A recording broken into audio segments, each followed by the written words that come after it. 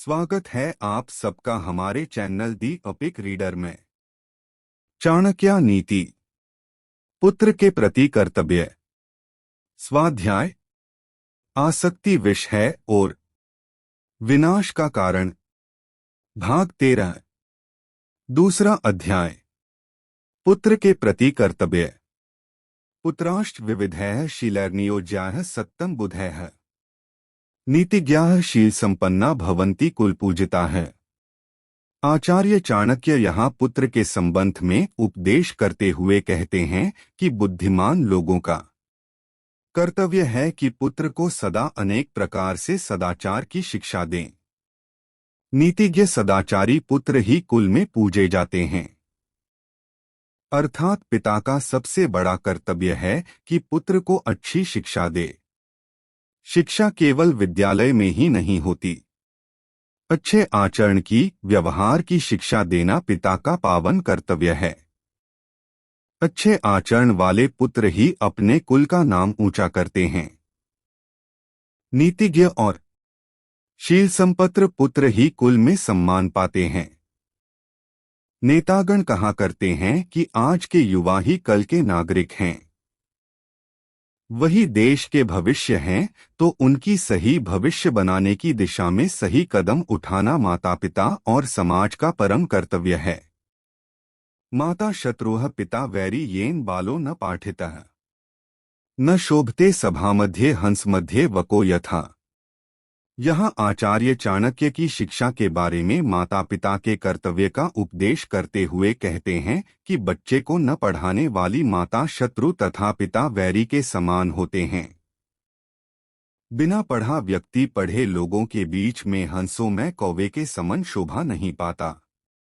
अभिप्राय यह है कि जो हालत हंसों के बीच में आ जाने पर कौवे की हो जाती है, ठीक वही दशा पढ़े लिखे सुशिक्षित लोगों के बीच में जाने पर अनपढ़ व्यक्ति की हो जाती है। इसलिए बच्चे को न पढ़ाने वाले माँ बाप ही उसके शत्रु होते हैं।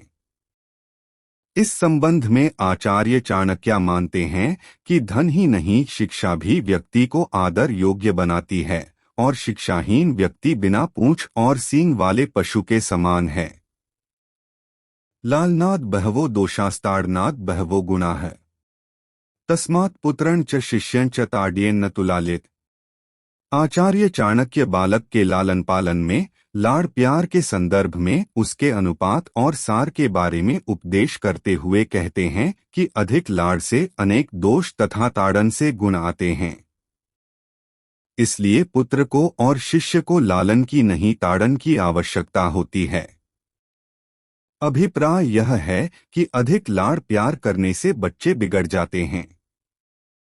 उसके साथ सख्ती करने से ही वे सुधरते हैं। इसलिए बच्चों और शिष्य को अधिक लाड़ प्यार नहीं देना चाहिए, उनके साथ सख्ती ही करनी चाहिए।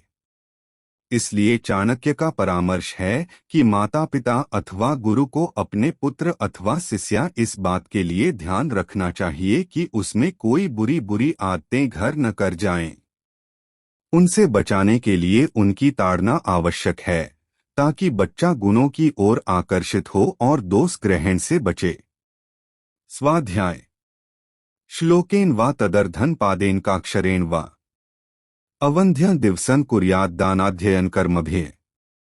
यहाँ आचार्य स्वाध्याय की महत्ता प्रतिपादित करते हुए कह रहे हैं कि व्यक्ति को चाहिए कि वह किसी एक श्लोक का या आधे या उसके भी आधे अथवा एक अक्षर का ही सही मनन करे।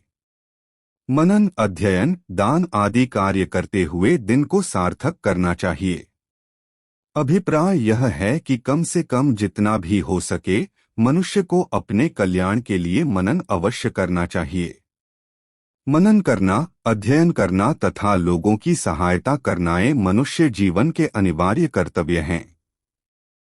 ऐसा करने पर ही जीवन सार्थक होता है, क्योंकि मानव जीवन अमूल्य है।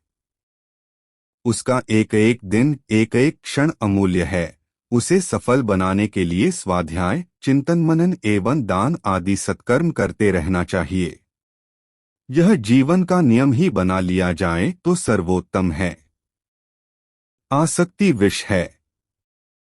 कांता वियोगः स्वजनापमानि ऋणस्य शेषं कुनृपस्य सेवा दरिद्रभावो विषमा सभा च विनाग्निना ते प्रदहन्ति कायम।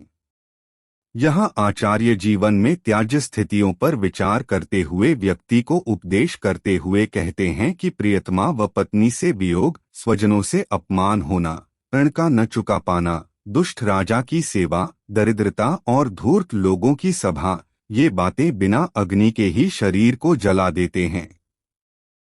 अभिप्राय यह है कि एक आग सबको दिखाई देती है, यह बाहरी अग्नि है, किंतु एक आग अंदर ही अंदर से व्यक्ति को जलाती रहती है, उसे कोई देख भी नहीं सकता। पत्नी से अत्यधिक प्रेम हो किंतु उससे बिछुड़ना पड़ जाए, परिवार वालों की कहीं पर बेइज्जती हो जाए, कर्ज को चुकाना मुश्किल हो जाए, दुष्ट राजा की नौकरी करनी पड़े, गरीबी छूटे नहीं, दुष्ट लोग मिलकर कोई सभा कर रहे हों, ऐसी मजबूरी में बेचारा आदमी अंदर ही अंदर जलता रहता है। उसकी तड़पन को कोई देख भी नहीं सकता। यह ऐसी ही न दिखने वाली आग है। विनाश का कारण नदी तीरे च ये वृक्षाः परगेहेषु कामिनी मंत्रिहीनाश्च राजानः शीघ्रं नश्यन्त्य संशयम्। आचार्य चाणक्य नीति के वचनों के क्रम में यहाँ उपदेश कर रहे हैं कि तेज बहाव वाली नदी के किनारे लगने वाले वृक्ष, दूसरे के घर में रहने वाली स्त्री, मंत्रियों के बिना राजा लोग ये भी शीघ्र ही नष्ट हो जाते हैं। भाव यह है कि नदी की धारा अनिश्चित रहने के कारण उसके किनारे उगने वाले वृक्ष शीघ्र ही नष्ट हो जाते हैं, क्योंकि उनकी जमीन पेड़ों के बोझ को सह नहीं पाती और जड़ उखड़ने लगती हैं।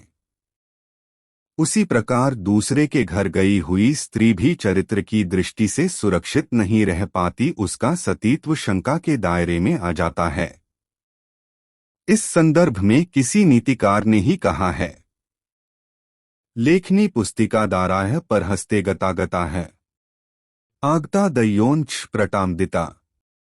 अर्थात लेखनी, कलम, पुस्तक और स्त्री दूसरे के हाथ में चली गई तो गंवाई गई ही समझे।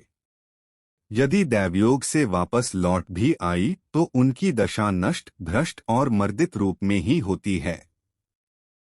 इसी प्रकार राजा का बल मंत्री होता है। मंत्री राजा को सन्मार्ग में प्रेरित एवं कुमार्ग से हटाता है। उसका न होना राजा के लिए घातक है। इसलिए राजा के पास मंत्री भी होना चाहिए। अगले भाग को सुनने के लिए हमारे चैनल दी ऑपिक रीडर को सब्सक्राइब करें और बेल आइकन को दबाएं ताकि हमारे वीडियो की नोटिफिकेशन आप सभी को मिलती रहे। वीडियो को लाइक करें, अपने दोस्तों के साथ शेयर करें और कमेंट करना ना भूलें। Thank you.